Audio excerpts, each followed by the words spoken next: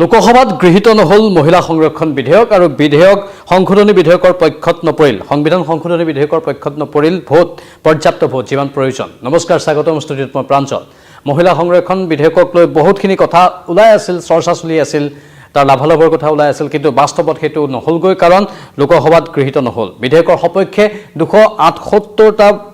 vote আৰু বিপক্ষে পৰিল 211টা ভোট যেহেতু আমি জানো এটা নিয়মৰ অধীনত এই সমগ্ৰ বিষয় চাব লাগিব সংবিধান সংশোধনৰ বাবে যেহেতু সংসদত 2/3 2/3 মেজৰিটিৰ প্ৰয়োজন সদস্যৰ সমৰ্থনৰ প্ৰয়োজন যেহেতু 278টা ভোট এই বিশেষ সংখ্যাগৰিষ্ঠতাতকৈ কম আছিল সেয়েহে বিধেয়কখন বাতিল হয় 2/3 মেজৰিটি 2/3 সদস্যৰ সমৰ্থনৰ যেহেতু প্ৰয়োজন হেতু নহলগৈ এই বিধেয়কখনৰ পক্ষত যাৰ ফলতে এই বিধেয়কখন গৃহীত কৰিব পৰা নগ'ল কি পৰিকল্পনা আছিল এনেকুৱা ধৰণৰ আসনৰ সংখ্যা বৃদ্ধি এই বিধেয়কখন গৃহীত হলে কি হলতেন গোটেইখিনি তথ্য আপোনালোকৰ বাবে লৈ আহিছো গোটেইখিনি বিৱৰণী আপোনালোকৰ বাবে দিব বিচাৰিছো যদি আজিৰ এই বিধেয়কখন গৃহীত হলহেতেন তেন্তে দেশৰ ৰাজনৈতিক মানচিত্ৰত এই ডাঙৰ পৰিৱৰ্তনবোৰ দেখা গ'লহেতেন কি পৰিৱৰ্তন আসনৰ সংখ্যা বৃদ্ধি লোকসভাৰ বৰ্তমানৰ 543খন আসনৰ সংখ্যা বৃদ্ধি হৈ 850খন হলহেতেন চৰকাৰৰ যুক্তি আছিল যে আসন বৃদ্ধি কৰিলে মহিলা সংৰক্ষণ দিয়াটো সহজ হ'ব আৰু কোনো পুৰুষ সদস্যই নিজৰ আসন হেৰুৱাব নালাগিব 2029 চনৰ পৰা সংৰক্ষণৰ কথা কোৱা হৈছিল 2029 চনৰ সাধাৰণ নিৰ্বাচনৰ পৰাই মহিলাৰ বাবে 33% আসন সংৰক্ষণ নিশ্চিত হলহেতেন সমষ্টি পুনৰ নিৰ্ধাৰণৰ কথাও আছিল নতুন লোকপিয়লৰ বাবে অপেক্ষা নকৰাকৈ সমষ্টিসমূহৰ পুনৰ নিৰ্ধাৰণ কৰিব পৰা গ'লহেতেন চৰকাৰে 2011 চনৰ লোকপিয়লৰ ভিত্তিত এই কাম কৰিব বিচাৰিছিল ৰাজ্যিক বিধানসভাৰ পৰিৱৰ্তন হলহেতেন কেৱল লোকসভাই নহয় ৰাজ্যসমূহৰ বিধানসভাতো আসনৰ সংখ্যা আৰু মহিলাৰ অংশীদাৰিত্ব বৃদ্ধি পালেহেতেন কিন্তু বিৰোধীৰ কি যুক্তি আছিল বিৰোধীৰ বহুকেইটা যুক্তি বিৰোধীয়ে কি কাৰণত এই আইনখন বা এই বিধেয়কখন সমৰ্থন নকৰিলে এই বিধেয়কখন সমৰ্থন নকৰাৰ মূলতে বিৰোধীয়ে কেইবাটাও বিষয় কৈছে মূলতঃ কংগ্ৰেছ আৰু দক্ষিণ ভাৰতৰ যি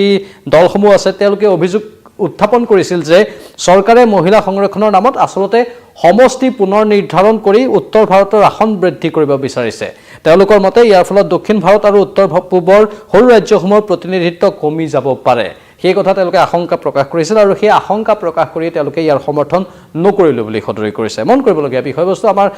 গণতন্ত্ৰ আমাৰ সদন আমাৰ সংসদ ইয়াৰ এটা অনন্য সৌন্দৰ্য আছে আৰু ইয়াত এনেধৰণৰ বহু ঘটনা পৰিঘটনা আমি সময় হৈ থকা দেখিবলৈ পাওঁ আজি অমিত শ্বাহে ভাষণ প্ৰসংগত বহুখিনি কথাই কৈছিল বিৰোধীক সমালোচনাও কৰিছিল আৰু তেওঁৰ ভাষণৰ পৰা এনে লাগিছিল এটা সময়ত যে হয়তো এই বিধেয়কখন গৃহীত হৈ যাব লোকসভাত আৰু আইনলৈ ৰূপান্তৰিত হোৱাৰ পথ প্ৰশস্ত হ'ব কিন্তু বাস্তৱত সেইটো নহলগৈ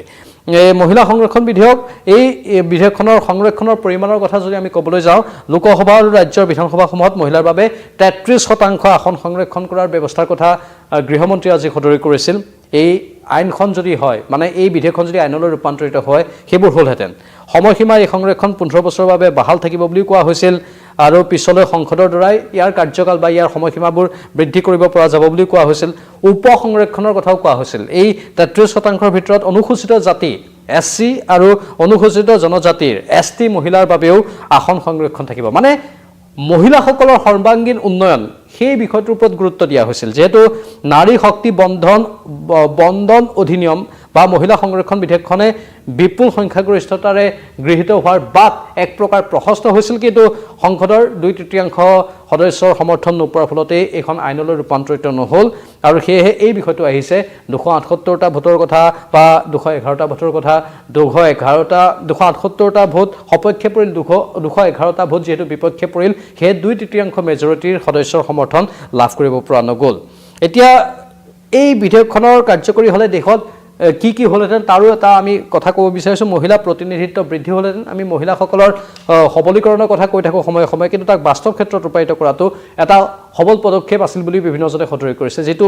আজিৰ এই দিনটোত সম্ভৱপৰ নহলগৈ নাৰী শক্তি বন্ধন অধিনিয়মৰ অধীনতে তেওঁলোকে এইখিনি ব্যৱস্থা কৰাৰ কথা সদৰি কৰিছিল বৰ্তমান লোকসভাত মহিলা সংসদৰ সংখ্যা প্ৰায় 15% এই আইন কাৰ্যকৰী হলে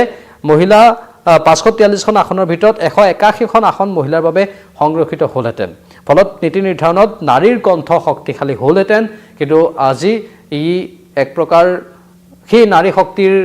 কণ্ঠটোকে যেন ৰুদ্ধ কৰিবলৈ চেষ্টা কৰাটোৱে হ'ল যি কি নহওক বিৰোধীৰ যুক্তিবোৰকো আমি উলাই কৰিব নোৱাৰো তেওঁলোকেও বিভিন্ন যুক্তি দিছে বিশেষকৈ উত্তৰ ভাৰতৰ ৰাজ্যবোৰত বা সেই ৰাজ্যবোৰত আসনৰ সংখ্যা বৃদ্ধি কৰি সমষ্টি পুনৰ নিৰ্ধাৰণৰ জৰিয়তে ক'ৰবাত নিজৰ অনুকূল পৰিৱেশৰ সৃষ্টি কৰিব পাৰে বুলি শংকা প্ৰকাশ কৰিছে বিৰোধীয়ে শাসকীয় পক্ষৰ প্ৰতি আঙুলি টোৱাই লিংগ সমতা আৰু সবলীকৰণৰ কথা ৰাজনৈতিক ক্ষমতা কেৱল পুৰুষৰ হাতত কেন্দ্ৰীভূত হৈ নাথাকি নাৰীৰ হাতলৈও আহিলেতেন এই অধিনিয়মখন বা এই বিধেয়কখন আইনলৈ ৰূপান্তৰিত হোৱা হ'লে এই সমাজত লিংগ বৈষম্য হ্ৰাস কৰাত সহায় কৰিলেহেঁতেন নাৰীকেন্দ্ৰিক নীতি নিৰ্মাণ যেতিয়া সদনত নাৰীৰ সংখ্যা বৃদ্ধি হ'ব তেতিয়া মহিলা সুৰক্ষা স্বাস্থ্য শিক্ষা আৰু অৰ্থনৈতিক স্বতন্ত্ৰতাৰ দৰে বিষয়সমূহে অধিক অগ্ৰাধিকাৰ পাব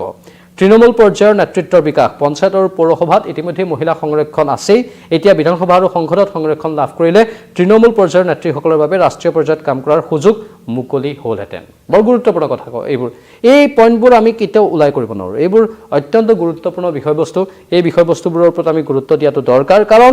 মন কৰিব সপক্ষে বিপক্ষে সংখ্যাটো আমি পুনৰবাৰ কৈছোঁ সপক্ষে 298টা আৰু বিপক্ষে পৰিল 230টা আচলতে আমি সেইটো শুধৰাই কৈ দিছোঁ সপক্ষে পৰিল 298টা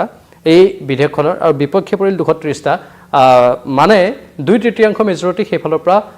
সফল নহ'লগৈ যেহেতু সংসদত 2/3 মেজৰিটিৰ প্ৰয়োজন এনেধৰণৰ বিধেয়ক আইনলৈ ৰূপান্তৰিত কৰাৰ ক্ষেত্ৰত কিন্তু সেইটো বাস্তৱত নহ'লগৈ সংখ্যাটো হৈছে সপক্ষে 298 আৰু বিপক্ষে 230 পুনৰাই সেইটো কৈ দিছোঁ পূৰ্বতে মোৰ কওঁতে সেইখিনি ভুল হৈছিল তাৰ বাবে ক্ষমা বিচাৰিছোঁ এতিয়া মূল কথাখিনি আমি কৈছোঁই গোটেইখিনি কথা যে এই নাৰী বন্ধন অধিনিয়ম আহিলে কি হ'লহেঁতেন আমাৰ কি কি উপকাৰ হ'লহেঁতেন মহিলাসকলৰ কণ্ঠ শক্তিশালী হ'লহেঁতেন সংসদৰ মজিয়াত তেওঁলোকে সবলভাৱে নিজৰ যুক্তিবোৰ দৰ্শাব পাৰিলেহেঁতেন কাৰণ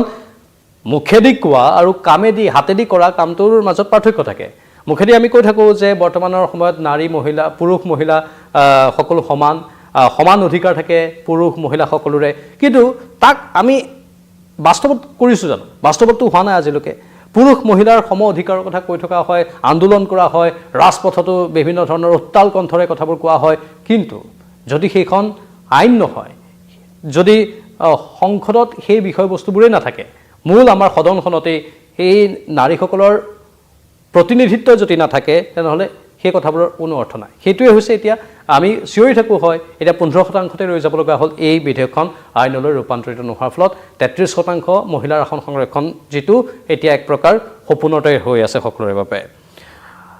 এতিয়া ইয়াৰ লগতে লোকপিয়লৰ কথাটো জড়িত হৈ আছিল সমষ্টি পুনৰ নিৰ্ধাৰণৰ কথাটো যিহেতু জড়িত হৈ আছিল সেইবোৰ বিষয়বস্তু এতিয়া কিছু জটিলতাৰ মাজলৈ সোমাই গ'ল সেই জটিলতাবোৰ কেনেধৰণে দূৰ কৰে সেয়াও হ'ব লক্ষণীয় আমি মন কৰিম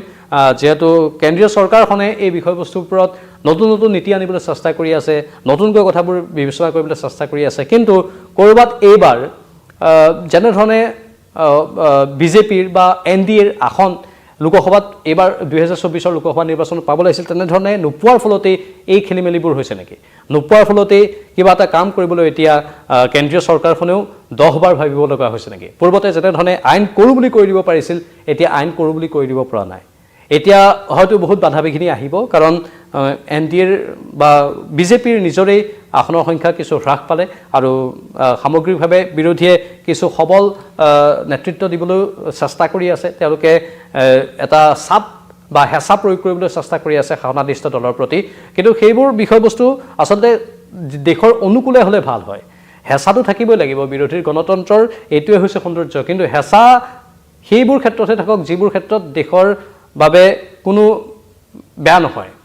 হেঁচা সেইবোৰ ক্ষেত্ৰতে থাকক যিটোৰ দ্বাৰা দেশৰ কোনো অনিষ্ট নহয় আচলতে দেশৰ হিতৰ বাবে দেশৰ ভালৰ বাবে আমাৰ মহিলাসকলৰ সবলীকৰণৰ বাবে যদি সবল যুক্তি দৰ্শায় তেনেহ'লে ভাল হয় কাৰণ আমাৰ মূল কথা হৈছে দেশৰ বিকাশ হ'ব লাগে আমাৰ নাৰীসকলৰ উত্তৰণ হ'ব লাগে নাৰী শক্তি অধিক জাগ্ৰত হ'ব লাগে এয়াই আছিল পোনপটীয়া সম্প্ৰচাৰ এইখন বিধেয়ক আইনলৈ ৰূপান্তৰিত নহ'ল আমি পুনৰবাৰ কৈছোঁ সংখ্যাটো বিধেয়কৰ সপক্ষে 298টা ভোট পৰিল আৰু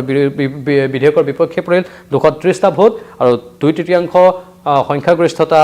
সদস্যৰ সমৰ্থন লাভ নকৰাৰ ফলতেই আজি এইখন বিধেয়ক এক প্ৰকাৰ বাতিল হ'ল বুলি আমি ক'ব পাৰোঁ এইখনৰ ওপৰত আৰু অধিক তথ্য পৰৱৰ্তী সময়তো আনিম